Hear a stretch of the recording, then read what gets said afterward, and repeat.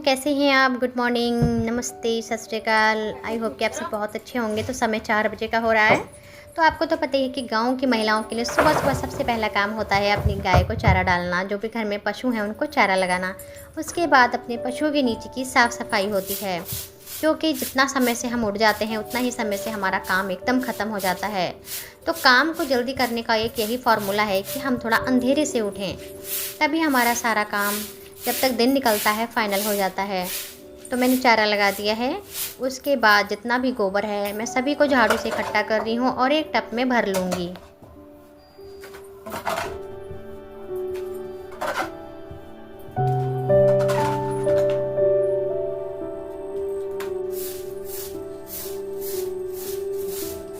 तो अभी देखिए मैंने गोबर को भर लिया है और इसे बाद में फेंकने जाऊंगी मैं। अभी मैं आंगन की झाड़ू लगा रही हूँ।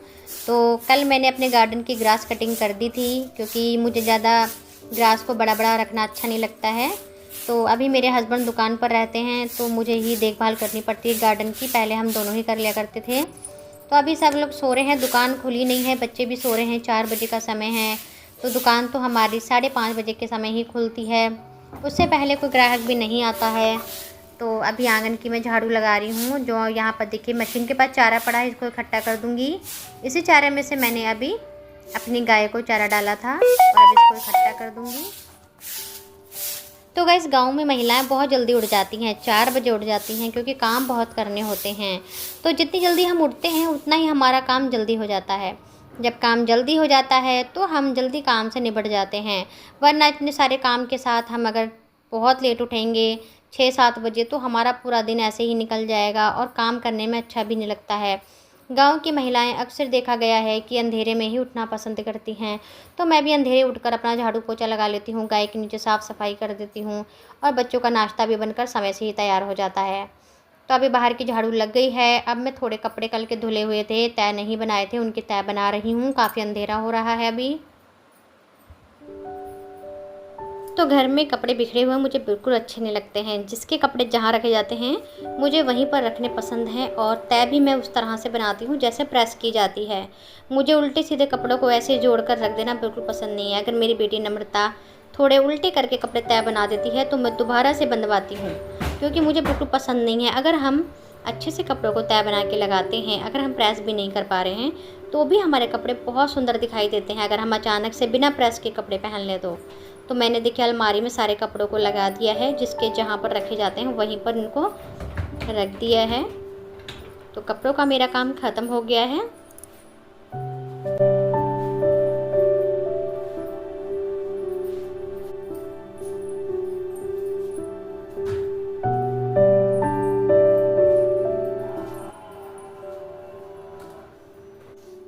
तो अब काम मेरा है झाड़ू पोछा लगाने का। तो अभी मैं अपने कमरे में, जो बेडरूम है हमारा, उसके अंदर झाड़ू लगा रही हूँ। डस्टिंग मैंने कर दी, चादर को भी अच्छे से बिछा दिया है।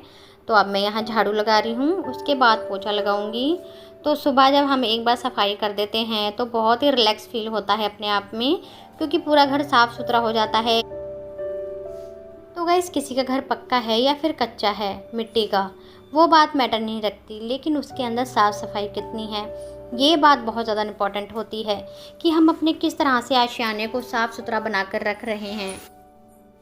तो इसी प्रकार से मैं भी सफाई पर ज़्यादा ध्यान देती हूँ, क्योंकि बच्चों वाला घर हमेशा साफ़ सुथरा ही रहना चाहिए। वरना नीचे फर्श पर भी बहुत सारे जर्म्स हो जाते हैं, जिसकी वजह से बच्चे बीमार होने लग जाते हैं और बच्चे उसके संपर्क में आ जाते हैं, क्योंकि ज़्यादातर बच्चे खेलते हैं तो नीचे ही बैठकर खेलते हैं। तो जितनी डस्ट, जितना कूड़ा था मैंने सब भर दिया है एक डस्टबिन में। और अब मैं पोछा लगाऊंगी। तो चारों तरफ से ही मैंने अच्छे से पोछे को निकाल लिया है लगाकर, क्योंकि बेड के नीचे बहुत ज़्यादा डस्ट हो जाती है। तो अंदर भी लगा दिया है। अब मैं किचन में लगा रही हूँ। तो पोछा मेरा सब में लग चुका है अंदर से। तो एक बार जब झाड़ू पोछा हो जाता है तो बहुत अच्छा लगता है। उसके बाद फिर हमारा एक ही काम रहता है, नहाने धोने का और नाश्ता बनाने का।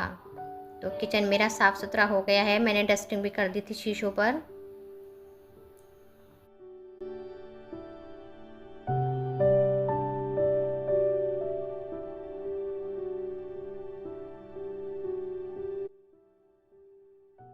अब जो बिस्तर हैं उनको भी मैं समेट दूंगी। तो पहले चादरों को समेट कर रख दिया है मैंने, यहाँ पर मेरे पति लाला जी दुकान खोल रहे हैं। 5:30 बजे का समय हो गया है। 5:30 बजे हम अपनी दुकान का शटर उठा देते हैं।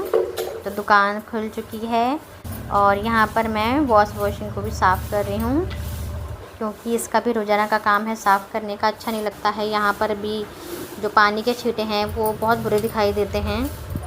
तो वॉश बेसिन को रोज़ाना ही साफ़ करना चाहिए। तो कुछ सफाइयाँ ऐसी होती हैं जो कि रोज़ाना ही करनी होती हैं। अगर हम रोज़ाना नहीं करते हैं तो बहुत ज़्यादा अलग दिखाई देता है।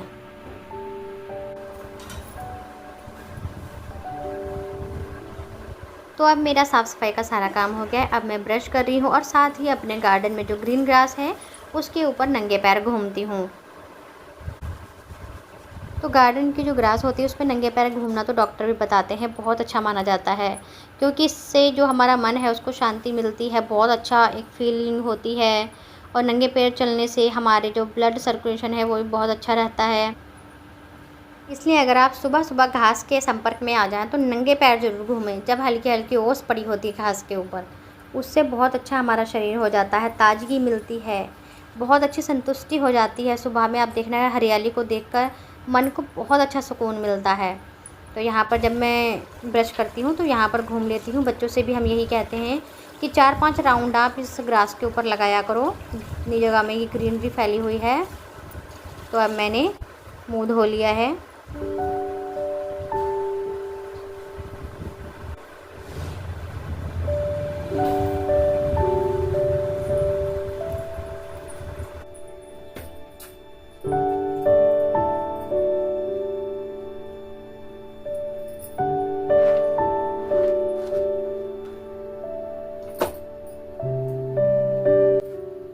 तो अब मैं जा रही हूँ गोबर फेंकने के लिए अपने खेत के पास, जहाँ पे हमारी गोरी पड़ी है। तो काफ़ी लंबा रास्ता मुझे तय करके जाना पड़ता है।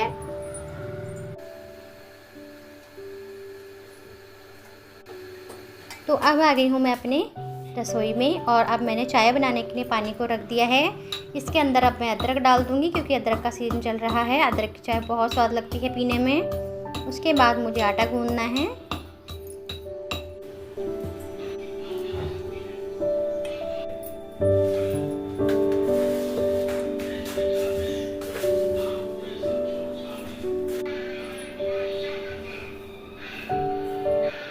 तो सुबह को नाश्ता ऐसा बनाना चाहिए जिससे कि बच्चों का पेट भर जाए, क्योंकि बच्चों को बहुत जल्दी भूख लग जाती है।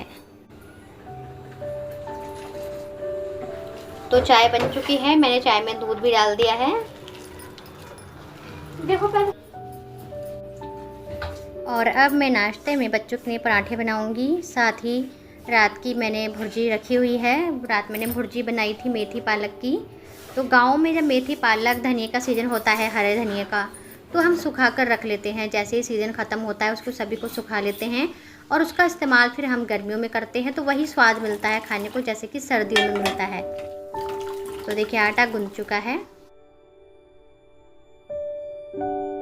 तो अगर आप भी मेरी तरह ही एक स्मार्ट लेडी बनना चाहती हैं, जल्दी जल्दी काम करना चाहती हैं, तो नॉन स्टॉप होकर काम कीजिए और सुबह 4 बजे उठिए, तभी आपका सारा काम ख़त्म हो सकेगा।